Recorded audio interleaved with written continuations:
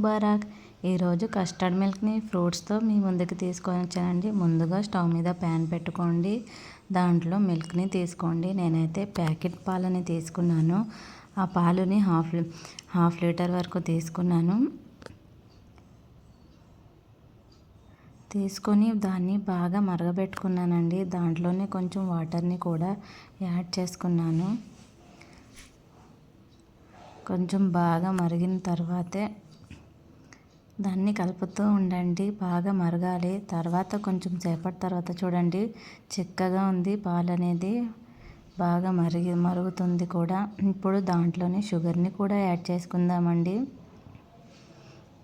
చూడండి, పైకి వచ్చేస్తుంది పొంగ అనేది. పాన్ని పడకుండా చూసుకోండి, దగ్గరుండి పాలని హీట్ చేసుకోండి. అది పడిపోతే మళ్ళీ దాంట్లో ఉన్నది మేగడ మొత్తం పడిపోయి టేస్ట్ మొత్తం పోయిద్దండి.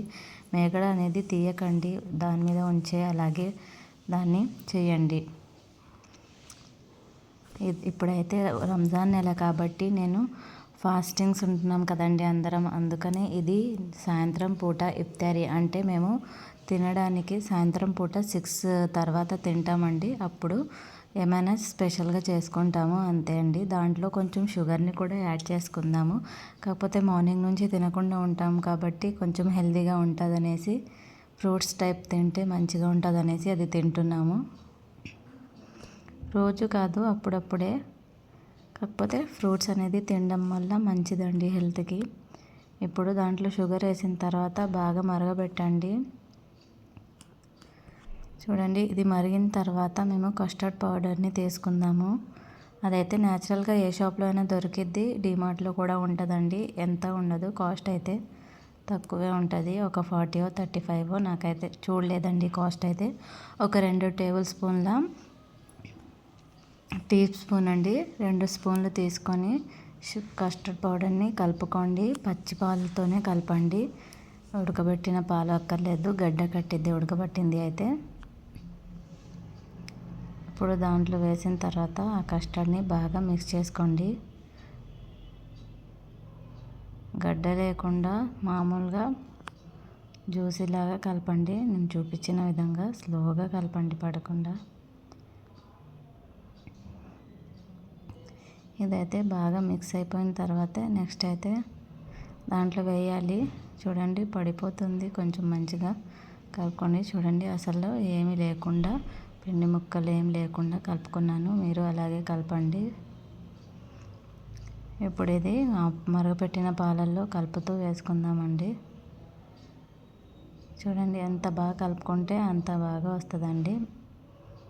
ఇప్పుడు పాలల్లో కలుపుతూ వేద్దామండి. అలాగే వేసేసి ఉంచేసామనుకోండి గడ్డ కట్టేస్తుంది, అందుకనే కలుపుతూ వేయాలండి. చూడండి, ఇప్పుడు దాన్ని వేసిన తర్వాత కూడా అలాగే కలుపుతూ మరగబెట్టాలండి. లో ఫ్లేమ్లోనే పెట్టుకోండి. ఇప్పుడు చూడండి, ఇదైతే బాగా చిక్కగా అయిపోయింది మిల్క్ అనేది. కస్టర్డ్ పౌడర్ మిల్క్ అనేది రెడీ అయిపోయిందండి. ఇప్పుడు ఏం కాదు, మాకు నచ్చిన ఫ్రూట్స్ మాకు నచ్చిన విధంగా వేసుకోవాలండి. ఇప్పుడు ఇది అయిపోయిన తర్వాత ఫ్లేమ్ని అయితే ఆఫ్ చేసేయండి. నాదైతే అయిపోయిందండి, బాగా మరిగిందండి. అది గడ్డ కట్టకుండా కలుపుతూ ఉన్నానండి. ఒకసారి చూడండి, ఇదిగోండి, ఇంత చిక్కగా అయితే చాలు. మేము ఫ్రూట్స్ వేసిన తర్వాత ఇంకా చిక్కగా అయిపోద్ది. ఇప్పుడు ఇది అయిపోయింది కాబట్టి ఇప్పుడు దీంట్లో మీ ఇంట్లో ఏమున్నాయో ఫ్రూట్స్ అవే యాడ్ చేయండి. నా దగ్గర అయితే డ్రై ఫ్రూట్సే ఎక్కువ ఉన్నాయి కాబట్టి నేను అవే యాడ్ చేస్తున్నాను. కాకపోతే బనానా కూడా ఉన్నాయి, నేను బనానాను కూడా యాడ్ చేసుకున్నాను. అంటే నేను చేసింది తక్కువ క్వాంటిటీ కాబట్టి దాన్ని బట్టే ఫ్రూట్స్ని తీసుకున్నానండి. కానీ ఆ క్వాంటిటీకి నేను ఫ్రూట్స్ అయితే ఎక్కువగానే తీసుకున్నాను.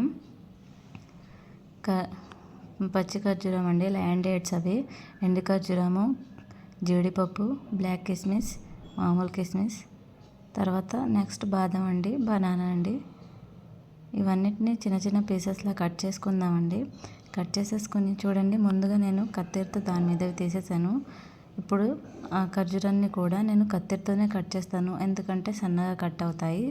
గింజ తీసేసి ఫస్ట్ చూడండి, ఇలా కట్ చేశారనుకోండి మీకు ఈజీగా కూడా కట్ అయిపోద్ది, సన్నగా కూడా ఉంటాయి ఎండు ఖర్జూరం అనేది. అందుకని ఈజీగా కట్ అయిపోద్ది అనేసి దీంతో కట్ చేస్తున్నాం. అదే మేము కత్తెరతో మామూలుగా నైఫ్తో కట్ చేస్తే చాలా కష్టంగా ఉంటుందండి. దాంతో కట్ చేయాలంటే ఫస్ట్ మేము వాటర్లో దాన్ని నానబెట్టుకొని ఖర్జూరాన్ని మెత్తగా అయిన తర్వాతే కట్ చేయాలండి నైఫ్తో అయితే, లేకపోతే నొప్పి వచ్చేస్తాయి పెయిన్స్ హ్యాండ్స్ అనేవి ఫింగర్స్ అనేవి. ఇప్పుడు ఇవన్నీ కట్ చేసుకుని పెట్టుకున్న తర్వాత చూడండి అదైతే అయిపోయింది కాబట్టి అది పక్కకు పెట్టేద్దామండి. ఆ కస్టర్డ్ పౌడర్ అనేది ఫుల్గా పూర్తిగా కూలింగ్ అయిపోవాలి. అప్పటి వరకు నేను ఈ ఫ్రూట్స్ని అనేది కట్ చేస్తున్నాను. జీడిపప్పును అయితే సగం సగం చేసేసుకున్నానండి, అది ఫుల్ అయితే.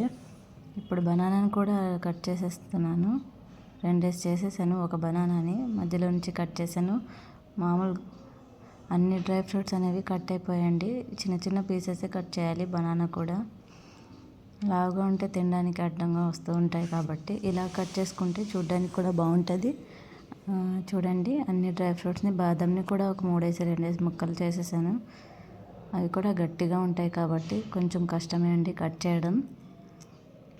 ఇప్పుడు ఇది పూర్తిగా చల్లారిపోయిందండి. చూడండి చల్లగా అయిపోయింది, అసలు అనేది వేడిగా అనేది లేదు అసలు. ఇప్పుడు దాంట్లో ఆ డ్రై ఫ్రూట్స్ అనేసి యాడ్ చేసేద్దామండి. డ్రై ఫ్రూట్స్ అన్నీ యాడ్ చేసిన తర్వాత ఫ్రిడ్జ్లో పెట్టుకుందాము. ఫ్రిడ్జ్లో పెడితే చూడండి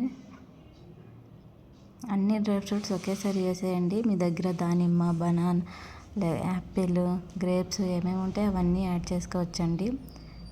మా ఇంట్లో ఉండేవండి, ఫినిష్ అయిపోయాయి. అందుకబట్టి నేను ఇప్పుడున్న వాటితోనే నేను కస్టర్డ్ మిల్క్ని తయారు చేశాను.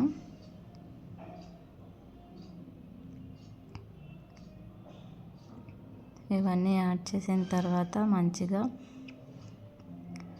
ఫ్రిడ్జ్లో పెట్టుకోండి. కూలింగ్ కావాలి, ఎక్కువ కూలింగ్ కూడా వద్దు, నార్మల్ కూలింగ్ కావాలంటే మీరు దీంట్లో ఐస్ క్రీమ్ కలుపుకొని కూడా తినచ్చండి, చాలా బాగుంటుంది. ఇది గడ్డ కట్టిన తినా కూడా అలాగే ఉంటుంది, కాకపోతే దీన్ని ఇలాగే తినాలి. గడ్డ కడితే మళ్ళీ తినలేము, కూలింగ్ ఎక్కువ అయిపోతే మళ్ళీ టేస్ట్ అనిపించదండి. చూడండి చాలా బాగా వచ్చింది. ఫ్రూట్స్ కూడా దానికి సరిపోయండి, కొంచెం ఎక్కువగానే ఉన్నాయి క్వాంటిటీలో. స్పూన్కి ఫ్రూట్స్ అనేవి తగులుతూ ఉండాలండి, అందుకని అన్నీ వేశాను. చూడండి ఇప్పుడు నేను ఫ్రిడ్జ్లో నుంచి తీసాను, కొంచెం చిక్కగా అయింది ఫ్రిడ్జ్లో నుంచి తీస్తే ఫ్రూట్స్ మొత్తం. ఇప్పుడు నేను మసీద్కి పంపిద్దామని మా హస్బెండ్తో బాక్స్లో అన్ని తీసుకుంటున్నానండి. చాలా టేస్టీగా ఉందండి, మీరు కూడా మీ ఇంట్లో ట్రై చేయండి. ఉపవాసం ఉన్న వాళ్ళకి ఇంకా మంచిదండి. నార్మల్గా అయినా ఎవరైనా చేసుకొని తినొచ్చు. హెల్త్ కేర్ పాటించిన వాళ్ళు, ఫ్రూట్స్ డైరెక్ట్గా తినలేని వాళ్ళు కూడా ఇలా తింటే అండి ఎవరైనా తినేయగలుగుతారు. పిల్లలకు కూడా నచ్చిద్దండి, ice cream type, juice type. అంతే అండి. Thank you very much. అల్లా హాఫీజ్.